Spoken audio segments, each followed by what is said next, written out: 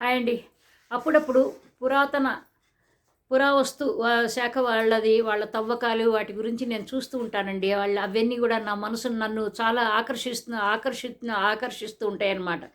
ఎందుకు అంటే నేను హిస్టరీ స్టూడెంట్‌ని గాబట్టి నాకు అవి గూడా చాలా ఇష్టం అనమాట. చాలా పురాతనమైన కాలము రాజులు వాళ్ళు ఆ కట్టడాలు, ఆ ప్యాలెస్‌లు అవి ఇవి చాలా ఇష్టం. పైగా ఇగో ఇట్లాంటివన్నీ గూడాను చాలా ఇష్టం అనమాట. పురాతన కాలంలో వాళ్ళు ఎలా ఉన్నారు అది ఇది అంటే. సో, దీని గురించి అప్పుడప్పుడు ఇట్లాంటి వీడియోలు గూడా మనం తెలుసుకోవాలి. ఎందుకంటే రాజులంటే చాలా ఇష్టం అనమాట నాకు. ఈ రాజులు సో, అప్పుడప్పుడు ఇవి ఇవి ఈ వస్తు శాఖ వాళ్ళ తవ్వకాలు అవి చూస్తుంటే చాలా చాలా హాయిగా, చాలా మంచిగా అనిపిస్తుందండి నాకు. మీ అందరికీ గూడాను ఎంత మంచిగా అనిపిస్తుందో మరి నాకైతే తెలీదు గానీ, అయితే అవన్నీ చూస్తున్నప్పుడు మాత్రం ఎట్లాగో ఒక రకమైన ఒక అనుభూతి వస్తుందనమాట. ఈరోజు మంచి జోష్‌లో ఉన్నాను ఏమనుకోకండి.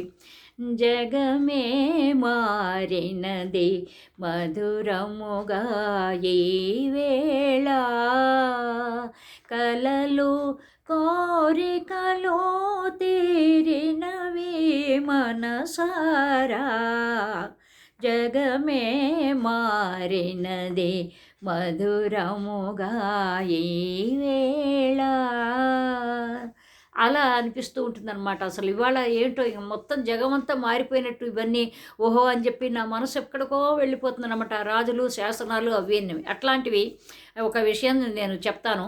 తెలంగాణలో వికారాబాద్ జిల్లాలో పూడూరు మండలం అండి. కంకల్ గ్రామంలో చాళుక్యుల కాలం నాటిది ఒక అరుదైన 3 శిలా శాసనాలు బయటపడ్డాయిటండి అవి. ఎందుకంటే ఇగో ఈ శిలా శాసనాలు చూస్తే నాకు ఒళ్ళంతా కూడా చాలా గగురుపాటులు కలుగుతూ ఉంటుందన్నమాట.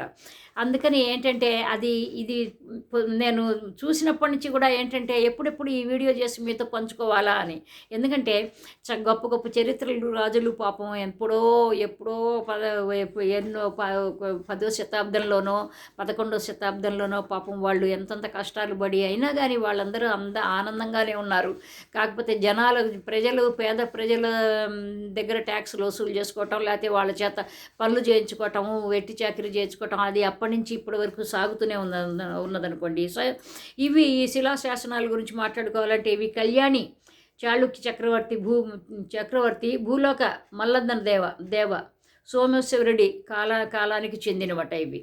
ఈ శాసనాలు కళ్యాణి చాళుక్యుల రాజవంశానికి చెందిన 3వ సోమేశ్వర భూలోక మల్లదేవన పాలన కాలం అంటే క్రీస్తు శకము 1129 నుంచి 1132 నాటివన్నమాట. ఈ 3 శాసనాలలో మొదటి ఫలకం పైన ఉన్న శాసనంలో స్థానిక పాలకుడు బెజ్జరస తన పేరు మీద బెజ్జేశ్వరుడిని ప్రతిష్ఠించి 100 మర్తురుల ఇవి నాకు అర్థం కావట్లేదండి. ఇవి నేను ఎప్పుడు నాకు ప్రొనౌన్స్ చేయలేకపోతున్నాను. మర్తురులు అంటే ఏంటంటే ఇవి బీగాలు లేకపోతేనేమో గజము లేకపోతే ఇట్లాగూ అంటారు కదా, కొలతలు అనమాట, ల్యాండ్కి తగ్గట్టు. అట్లాగేదో సెంట్లు అట్లాంటివి అంటారు కదా, అట్లా అనమాట. మర్తురుల భూమిని దానం చేశారట. 2వ శాసనంలో మహామండలేశ్వరం సోమిదేవ ప్రగడ అంటే ఆ రోజుల్లో ప్రగడ అని ఎక్కడ వచ్చినా సరే అండి వారు బ్రాహ్ముల కింద లెక్కండి, గుర్తుపెట్టుకోండి. ఎల్లా ప్రగడ, తల్లా ప్రగడ, ఇవన్నీ కూడా ఉంటాయి కదా, మల్లా ప్రగడ, ఇట్లాంటివన్నీ కూడాను, ఎర్ర ప్రగడ, ఇవన్నీ కూడాను బ్రాహ్మణులకు సంబంధించిన ఇంటి పేర్లు. ఇంకోటి ఏంటంటే నియోగులు అనమాట, నియోగి బ్రాహ్మణులకి సంబంధించిన ఇంటి పేర్లు అనమాట. అయితే మహామండలేశ్వరం సోమిదేవ ప్రగడ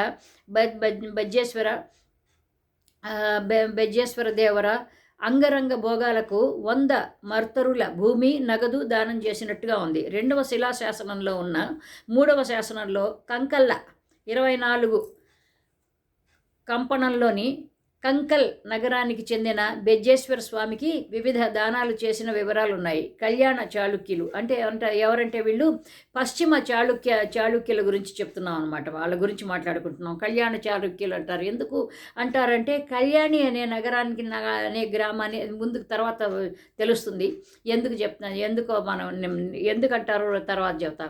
పశ్చిమ చాళుక్యులను బాదామి చాళుక్యుల వారసులుగా పరిగణిస్తారు. బాదామి అని మన తెలంగాణలో చాలామంది ఇళ్ళ పేరు ఉంటాయండి, బాదామి అనే.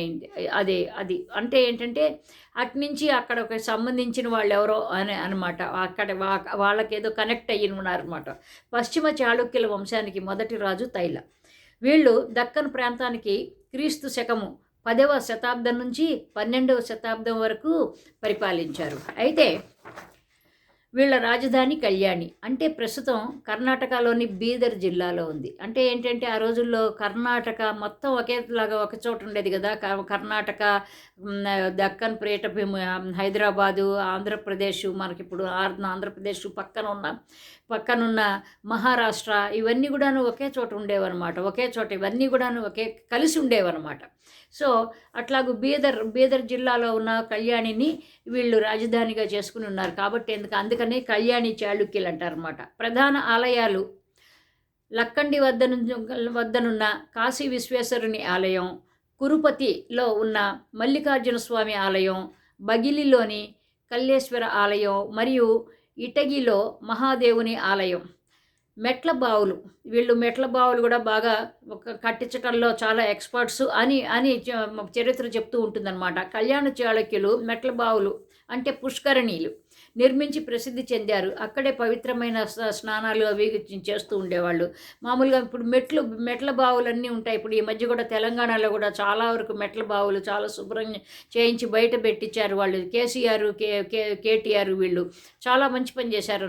చెత్త పోరిగిపోయి ఉండేది మొత్తం, చాలా చెత్త, కొన్ని టన్నులు, వందల టన్నుల చెత్తంతా తీయించేసి అదంతా శుభ్రం చేయించేసి మొత్తం ఆ మెట్ల బావులన్నీ కూడాను చక్కగా, అంటే ఏంటంటే ఇదిగో ఈ రాజులు, పురాతనమైన రాజులు వాళ్ళు కట్టిన, ఎందుకంటే మనకి అదేదో పాతకాలం మనకి కనిపించదని, కానీ ఏంటంటే అక్కడి నుంచి కనెక్ట్ అయి ఉన్నాం అనమాట మనం.